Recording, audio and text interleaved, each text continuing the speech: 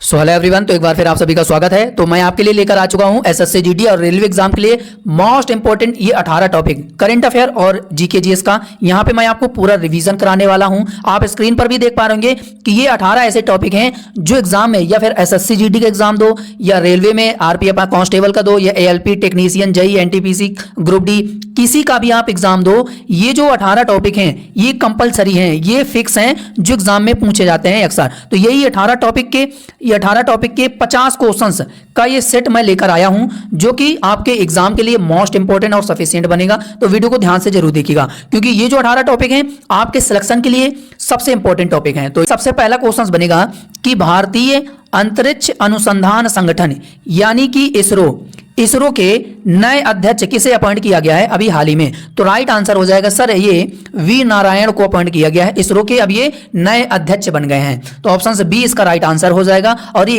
Exam के लिए most important ये क्वेश्चंस है। बाकी आप इनका फोटो भी देखते हुए चलिए कि जिससे आपको क्वेश्चंस लंबे समय तक याद हो सके कि V Narayan appointed as new ISRO chairman and secretary of the department of space, यानी कि इसरो के ये नए अध्यक्ष के रूप में इनको अपॉइंट कर दिया गया है।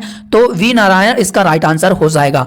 अगला क्वेश्चन बनेगा कि किस देश ने दुनिया का पहला लकड़ी का उपग्रह लिग्नोसैट नाम से इस उपग्रह को लॉन्च किया है? तो किसने लॉन्च किया है, किस देश ने लॉन्च किया है? ये दुनिया का पहला लकड़ी से बना लिग्नोसैट उपग्रह है। तो ये किसने लॉन्च किया है? तो सर इसका राइट आंसर हो जाएगा ये जापान ने लॉन्च किया है। किसने लॉन्च किया? जापान इसका राइट आंसर। अगला क्वेश्चन बनेगा कि किस देश ने दुनिया का पहला लकड़ी का उपग्रह लिग्नोसैट, तो ये लकड़ी से बना लिग्नोसैट उपग्रह है दुनिया का पहला। तो किस देश ने ऐसा कारनामा किया है? किस देश ने दुनिया का पहला लकड़ी का उपग्रह लिग्नोसैट नाम से इस उपग्रह को लॉन्च किया है? तो ये कारनामा किया है जापान ने। तो जापान इसका राइट आंसर हो जाएगा। तो ऑप्शन से डी इसका राइट आंसर हो जाएगा। इमेज इसलिए मैं आपको दिखाते हुए चलूंगा जिससे कि क्वेश्चंस आपको याद हो सके लंबे समय तक, कि आपको एग्जाम तक क्वेश्चंस वो लंबे समय तक याद हो सके। तो यहाँ पे लिग्नोसैट नाम से उपग्रह है लकड़ी से बना, किसने लॉन्च किया है? दुनिया का ये पहला लकड़ी से बना सैटेलाइट है। तो ये जापान ने लॉन्च किया है। तो जापान इसका राइट आंसर हो जाएगा। और इस तरीके से आप इमेज भी देख पा रहे होंगे। ठीक है, ये लकड़ी से बना सैटेलाइट है दुनिया की पहली, जो कि जापान ने ये कारनामा किया है, जापान ने इसे लॉन्च किया है। क्वेश्चन बनेगा कि एआई तैयारी सूचकांक यानी कि एआई प्रिपेयर्डनेस इंडेक्स में भारत किस स्थान पर है? तो भारत 72 स्थान पर है, 72वें स्थान पर है। तो ऑप्शन से डी इसका राइट आंसर हो जाएगा। तो यहाँ पे आप इमेज आप देखते हुए चलिए, 174 कंट्री के साथ भारत जो है 72वें स्थान पर है आर्टिफिशियल इंटेलिजेंस रेडनेस इंडेक्स में। तो इंडिया इसमें 72वें स्थान पर है। चलिए अगला क्वेश्चन बनेगा कि कौन सी स्पेस एजेंसी यूरोपीय संघ के प्रोवा 3 सौर अवलोकन मिशन को लॉन्च करने जा रही है? तो कौन सी स्पेस एजेंसी है जो कि प्रोवा 3 सौर अवलोकन मिशन को लॉन्च करने जा रही है? तो सर इसका राइट आंसर हो जाएगा हमारा इसरो इसका राइट आंसर हो जाएगा। तो ऑप्शन बी इसका राइट आंसर हो जाएगा कि इसरो जो है ये सूर्यलोकन प्रोवा 3 मिशन को ये लॉन्च करने जा रही है। तो इसरो इसका राइट आंसर हो जाएगा। चलिए इसके बाद अगला क्वेश्चन बनेगा कि QS world university ranking Asia 2025 में भारत का कौन सा संस्थान है जो कि पहले स्थान पर है? मोस्ट इंपोर्टेंट क्वेश्चन है। तो सामने आता है आईआईटी दिल्ली जो है भारत का नंबर 1 संस्थान है QS world university ranking Asia 2025 में। तो आईआईटी दिल्ली इसका राइट आंसर हो जाएगा। तो ऑप्शन से D will be the right answer हो जाएगा। क्वेश्चन बनेगा कि ब्राजील ग्रांड प्रिक्स 2024 किसने जीता है? तो मैक्स वर्स्टैपन ने जीता है। तो ऑप्शन ए इसका राइट आंसर हो जाएगा कि ब्राजील ग्रांड प्रिक्स किसने जीता है? मैक्स वर्स्टैपन ने।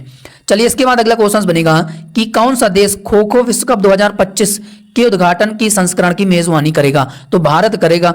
तो भारत में इसका आयोजन किया जाएगा। तो ऑप्शन सी इसका राइट आंसर हो जाएगा। तो यहाँ पे आप इवेंट का फोटो भी देखते हुए चलिए, ये कब से कब तक इसका आयोजन किया गया है? ये 13 जनवरी से लेकर 19 जनवरी 2025 तक इसका आयोजन किया गया है। खो खो वर्ल्ड कप 2025 का आयोजन कहां पर? भारत में किया गया है। चलिए अगला क्वेश्चन बनेगा कि चाइना मास्टर्स 2024 को किस खिलाड़ी ने जीता है? तो एंडर्स एंटोन सेन ने जीता है। तो ऑप्शन ए इसका राइट आंसर हो जाएगा। बाकी याद रखना। चलिए अगला है कि कौन सा देश पहले एशियाई बौद्ध शिखर सम्मेलन की मेजबानी कर रहा है? तो भारत कर रहा है। ठीक है, भारत में इसका कहां पर आयोजन किया जाएगा? तो नई दिल्ली में इसका आयोजन किया जाएगा। तो नई दिल्ली, ये भी याद रखना कि कहाँ पर इसका आयोजन किया गया है, तो नई दिल्ली में इसका आयोजन किया गया है। 5 नवंबर से लेकर 6 नवंबर 2024 तक इसका आयोजन किया गया था। एशियन बौद्धिस्ट समिति 2024 भारत में किया गया है, भारत में दिल्ली में किया गया है। अगला क्वेश्चन बनेगा कि किस देश ने प्रधानमंत्री नरेंद्र मोदी को अपने सर्वोच्च राष्ट्रीय सम्मान डोमेनिका अवार्ड ऑफ ऑनर से सम्मानित किया है। तो डोमेनिका से ही याद आ रहा है कि डोमेनिका देश ने प्रधानमंत्री को अपना सर्वोच्च जो राष्ट्रीय सम्मान है डोमेनिका अवार्ड ऑफ ऑनर से इनको सम्मानित किया गया है। तो नरेंद्र मोदी को सम्मानित किया गया है, डोमेनिका देश का सर्वोच्च नागरिक सम्मान है। तो यहाँ पे आप इनका फोटो भी इवेंट का देख पा रहे होंगे इस तरीके से कि मोदी जी को डोमेनिका देश का सर्वोच्च नागरिक सम्मान ये इनको मिला है। तो ये इंपॉर्टेंट क्वेश्चन है एग्जाम के लिए आने वाले, तो ये याद रखना। अगला क्वेश्चन बनेगा कि ग्रीन वर्ल्ड एनवायरनमेंट अवार्ड 2024 किसे प्रदान किया गया है। तो ये कोल इंडिया लिमिटेड को प्रदान किया गया है। तो ऑप्शन से सी इसका राइट आंसर हो जाएगा। चलिए इसके बाद अगला क्वेश्चन बनेगा आपके सामने कि ड्यूमा बोको किस देश के नए राष्ट्रपति बने हैं। ड्यूमा बोको किस देश के नए राष्ट्रपति बने हैं। तो सर इसका राइट आंसर हो जाएगा बोत्सवाना देश के। तो बोत्सवाना इसका राइट आंसर हो जाएगा। तो ऑप्शन से C will be the right answer हो जाएगा। चलिए इसके बाद अगला है कि डोनाल्ड ट्रम्प संयुक्त राज्य अमेरिका के कौन से राष्ट्रपति नियुक्त हुए हैं। तो 47वें राष्ट्रपति नियुक्त किए गए हैं। तो ऑप्शन ए इसका राइट आंसर हो जाएगा। अगला क्वेश्चन बनेगा कि अंतरराष्ट्रीय हॉकी महासंघ के अध्यक्ष के रूप में फिर से किसे अपॉइंट किया गया है। तो इसका राइट आंसर हो जाएगा हमारा ये तैयब इकराम को अपॉइंट किया गया है फिर से। तो ऑप्शन से ए इसका राइट आंसर हो जाएगा। FIH के अध्यक्ष इनको अपॉइंट किया गया है तैयब इकराम को। तो ऑप्शन ए इसका राइट आंसर हो जाएगा। तैयब इकराम जी का आप यहाँ पे हंसता हुआ मुस्कुराता हुआ आप इनका चेहरा भी देख पा रहे होंगे। फोटो देखने से आपको क्वेश्चन भी याद हो जाएगा। अगला क्वेश्चन बनेगा कि IOC यानी कि इंडियन ऑयल कॉर्पोरेशन का नया अध्यक्ष किसे अपॉइंट किया गया है। तो सर इसका राइट आंसर हो जाएगा अरविंदर सिंह साहनी को। तो option C will be the right answer हो जाएगा। अरविंदर सिंह साहनी को IOC के अध्यक्ष के रूप में इनको अपॉइंट किया गया है। तो ये क्वेश्चन अच्छा है, याद रखना बाकी। चलिए इसके बाद अगला क्वेश्चन बनेगा आपके सामने कि पाखल झील कहां पर है। तो पाखल झील की अगर हम लोग बात करें तो सर ये तेलंगाना में है। तो तेलंगाना इसका राइट आंसर हो जाएगा। इसके बाद अगला क्वेश्चन बनेगा कि स्वच्छ भारत अभियान का नाम बदलकर अब क्या कर दिया गया है। तो इसका नाम बदलकर अब क्या कर दिया गया है स्वच्छ भारत अभियान का। तो राइट आंसर हो जाएगा सुंदर भारत। तो सुंदर भारत इसका राइट आंसर हो जाएगा। चलिए इसके बाद अगला है कि इटंकी नेशनल पार्क। इटंकी नेशनल पार्क जो है ये कहां पर स्थित है। तो कहां पर स्थित है। तो सर इसका राइट आंसर हो जाएगा नागालैंड। तो Nagaland will be the right answer हो जाएगा। अगला है कि मुंडेरा नृत्य किस राज्य का है। तो किस राज्य में मुंडेरा नृत्य सेलिब्रेट किया जाता है। तो गुजरात इसका राइट आंसर हो जाएगा। गुजरात इसका राइट आंसर हो जाएगा। चलिए इसके बाद अगला है कि सलाल परियोजना किस नदी पर है। तो सलाल परियोजना किस नदी पर है। तो ये चिनाब नदी पर है। ठीक है, चिनाब नदी पर क्या है सलाल परियोजना है। अगला है कि डिस्कवरी ऑफ इंडिया नामक पुस्तक को किसके द्वारा लिखा गया है या किसने लिखी है। तो इसका राइट आंसर हो जाएगा जवाहरलाल नेहरू। तो ऑप्शन ए इसका राइट आंसर हो जाएगा। अगला है कि सालसेट द्वीप किस राज्य में स्थित है। तो किस राज्य में है सालसेट द्वीप। तो राइट आंसर हो जाएगा महाराष्ट्र में सालसेट द्वीप है। अगला है कि मसाई जनजाति कहां पाई जाती है। तो भैया ये पाई जाती है ऑप्शंस के अकॉर्डिंग तंजानिया में। तो ऑप्शन बी इसका राइट आंसर हो जाएगा। अगला है कि संवाद कौमुदी समाचार पत्र के संपादक कौन है। तो सर इसका राइट आंसर हो जाएगा राजा राम मोहन राय संवाद कौमुदी समाचार पत्र के संपादक हैं। तो option B will be the right answer हो जाएगा। अगला क्वेश्चन बनेगा कि साइलेंट वैली किस राज्य में है। और ये वो 18 टॉपिक हैं जो फिक्स हैं कि एग्जाम में आते ही आते हैं। जो मैं ये 18 टॉपिक के क्वेश्चंस को यहाँ पे रिवीजन करा रहा हूँ प्रैक्टिस सेट 50 क्वेश्चंस का, क्योंकि रेलवे के एग्जाम में 50 क्वेश्चंस पूछे जाते हैं। और उसी एग्जाम के अकॉर्डिंग या फिर आप SSC GD का जो एग्जाम चल रहा वो अगर आप एग्जाम लगा है आपका वो अगर एग्जाम आपका लगा है या आप इस वीडियो को देख कर जाते हैं तो इससे आपको काफी ज्यादा हेल्प मिलेगी अगर इस टॉपिक से क्वेश्चंस पूछे जा रहे हैं। तो अगला क्वेश्चन है कि साइलेंट वैली किस राज्य में है। तो सर इसका राइट आंसर हो जाएगा ये केरल राज्य में है। तो केरल इसका राइट आंसर हो जाएगा। अब एक प्रश्न फिक्स होता है जनगणना से, एक प्रश्न फिक्स होता है कि आपके एग्जाम में आना ही आना होता है। तो 2011 की जनगणना के अनुसार किस राज्य की जनसंख्या वृद्धि दर जो है सबसे अधिक रही है? तो सर इसका राइट आंसर हो जाएगा, बढ़िया क्वेश्चन है, मेघालय। तो ऑप्शन ए इसका राइट आंसर हो जाएगा। और आपको जनगणना का टॉपिक बिल्कुल याद होना चाहिए। अगला क्वेश्चन बनेगा कि ओणम त्योहार जो है किस राज्य में मनाया जाता है? तो ओणम त्योहार किस राज्य में मनाया जाता है? तो ओणम से याद आता है केरल, ओणम केरल का ये त्योहार है ओणम, तो केरल राज्य में सेलिब्रेट किया जाता है। अब अगला क्वेश्चन बनेगा आपके सामने कि सरहुल त्योहार जो है ये कहाँ का है या फिर कहाँ मनाया जाता है? तो सरहुल से याद रखना झारखंड, ठीक है, सरहुल झारखंड, यानी कि सरहुल त्योहार झारखंड में मनाया जाता है। अगला क्वेश्चन बनेगा कि तोता ए हिंद किसे कहा जाता है? तो भैया अमीर खुसरो को कहा जाता है तोते ए हिंद अमीर खुसरो को कहा जाता है। तो option C will be the right answer हो जाएगा। अगला है कि यूएनओ यानी कि संयुक्त राज्य संघ की स्थापना कब हुई थी? तो कब हुई थी? तो सर इसका राइट आंसर हो जाएगा 24 अक्टूबर 1945 को इसकी स्थापना की गई थी। तो option A will be the right answer हो जाएगा। चलिए अगला है कि कौन मुगल शासक वीणा वादन के लिए प्रसिद्ध था? तो राइट आंसर हो जाएगा औरंगजेब इसका राइट आंसर हो जाएगा। यानी कि खुद वीणा वादन के लिए शौकीन था, लेकिन दूसरों पर इसने संगीत पर प्रतिबंध लगा दिया था कि मेरे अलावा कोई संगीत नहीं सुनेगा। अगर कभी एग्जाम में ऐसा है कि कौन सा मुगल शासक था जिसने संगीत पर प्रतिबंध लगा दिया था, तो औरंगजेब, यानी कि खुद बजाता था, खुद वीणा के लिए इतना शौकीन था, लेकिन दूसरों पर इसने प्रतिबंध लगा दिया था कि संगीत कोई नहीं सुनेगा, कोई नाच गाना नहीं करेगा। तो ऑप्शन से C will be the right answer हो जाएगा। बाकी अगला क्वेश्चन बनेगा कि एस बालचंद्रन किस वाद्य यंत्र से संबंधित है? तो ये वीणा वादन से संबंधित है, तो वीणा इसका राइट आंसर हो जाएगा। चलिए इसके बाद अगला क्वेश्चन बनेगा कि किस अधिनियम के तहत वर्मा जो है भारत से अलग हुआ था? तो राइट आंसर हो जाएगा सर इसका हमारा 1935 का अधिनियम, 1935 अधिनियम के तहत। ऑप्शन से ए इसका राइट आंसर हो जाएगा। अगला है कि कैस्पियन सागर निम्नलिखित में से किन देशों के बीच स्थित है? तो सर इसका राइट आंसर हो जाएगा हमारा ये रूस और कजाकिस्तान। तो ऑप्शन से D will be the right answer हो जाएगा। चलिए इसके बाद अगला क्वेश्चन बनेगा आपके सामने कि ओनेगा झील किस देश में है? तो ओनेगा झील किस देश में है? तो सर इसका राइट आंसर हो जाएगा रूस में ओनेगा झील है। रूस में क्या है? ओनेगा झील है।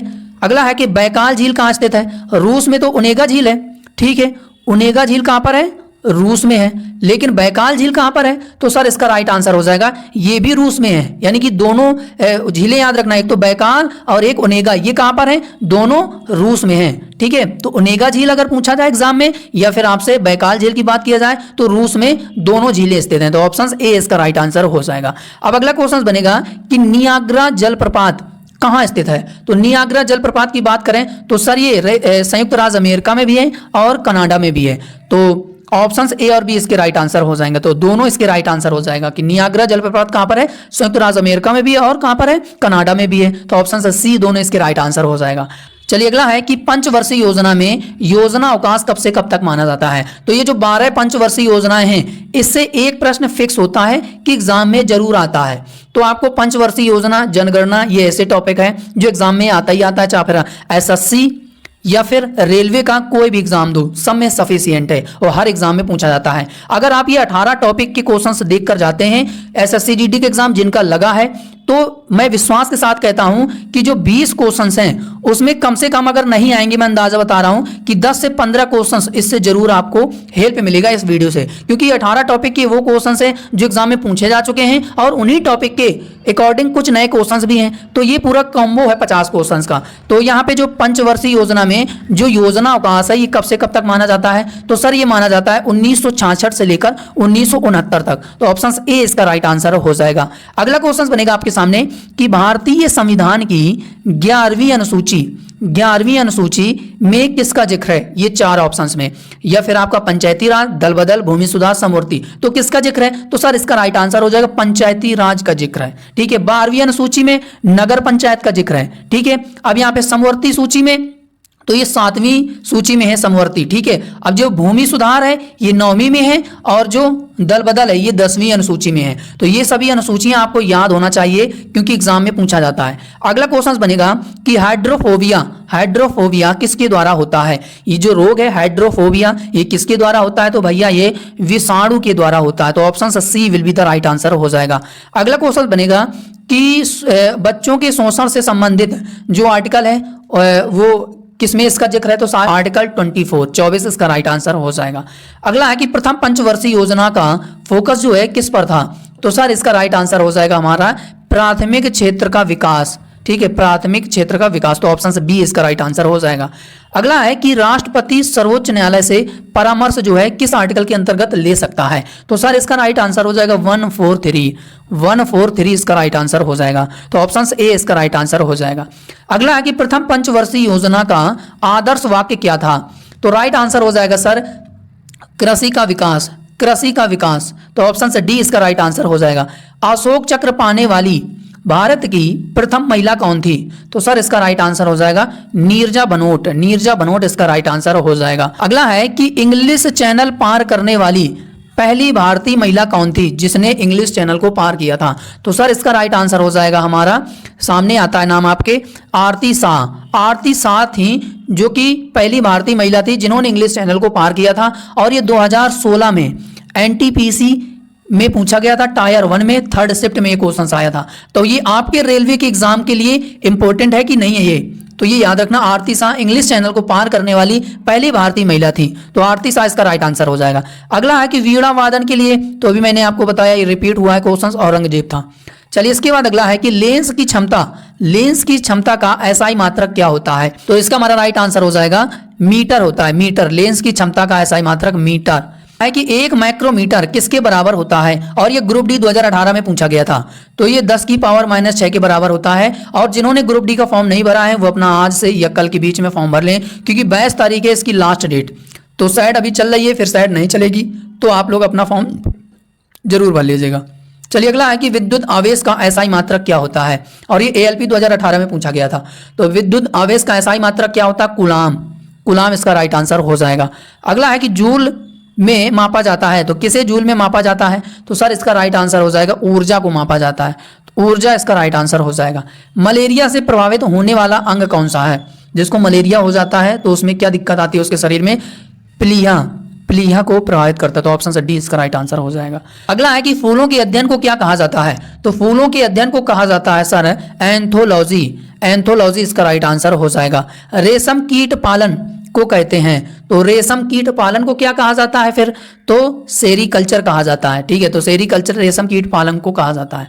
बाकी इसका जो पीडीएफ है आपको टेलीग्राम चैनल पे मिल जाएगा, जो कि वीडियो के डिस्क्रिप्शन बॉक्स पर टेलीग्राम चैनल का लिंक लगा है। और यहाँ पे और भी एक्स्ट्रा जानकारी यहाँ पे प्रोवाइड कराई जाती है, अपलोड की जाती है, पीडीएफ नोट्स वगैरह ये सब वगैरह वगैरह चीज़ें रिवीजन कराया जाता है। बाकी क्विज के तौर में भी आपको बेहतर तरीके से प्रैक्टिस कराई जा रही है, तो आप इसको ज्वाइन जरूर करिएगा। तो आज के लिए इतना ही। बाकी क्लास कैसी लगी, और ये 18 टॉपिक हो गए आपके कंप्लीट। आप इस वीडियो को देखकर जाते हैं एसएससी जीडी के एग्जाम देने, तो आपको इस वीडियो से हेल्प जरूर मिलेगी। और ये 18 टॉपिक हैं, 18 टॉपिक के अलग अलग क्वेश्चंस जो कि आपके लिए आने वाली एग्जाम के लिए इंपॉर्टेंट सफिशिएंट होगा। तो आज के लिए इतना ही। बाकी क्लास कैसी लगी लाइक कमेंट शेयर और सब्सक्राइब करके जरूर बताइएगा। तो आज के लिए इतना ही, मिलते हैं किसी नए वीडियो पर, तब तक के लिए जय हिंद, जय भारत, वंदे मातरम।